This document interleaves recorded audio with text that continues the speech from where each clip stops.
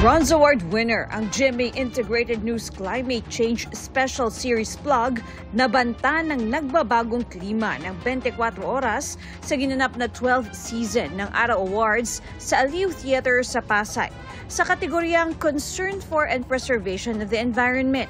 Tinanggap ni Senior Vice President and Head of GMA Integrated News Regional TV and Synergy Oliver Victor B. Amoroso ang pagkilala.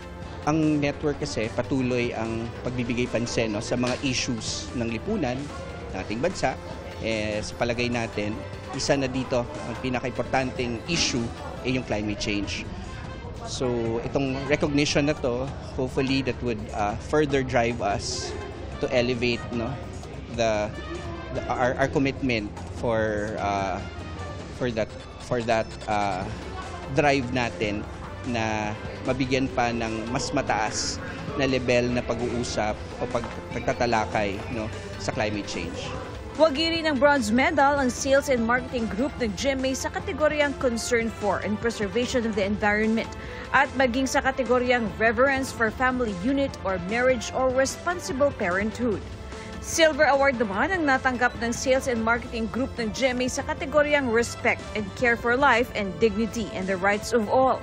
Ang Araw Values Awards, si Club ng Araw ay binuo para parangalan ang mga advertisements sa iba't ibang mga plataforma na may mga natatanging mensahe.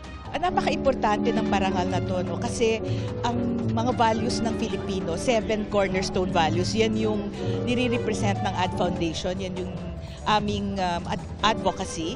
At importante yan kasi values are borderless, they're timeless, they actually shape culture. Values also inspire people on how they should think, how they should act, how should they behave. Malapit nang mapanood ang iba pang kompetisyon para sa NCAA Season 100.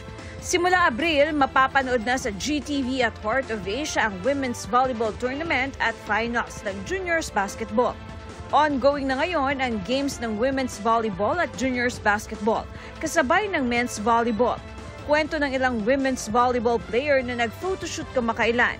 Dala nila ngayong season ang kanilang mga naging aral noong season 99.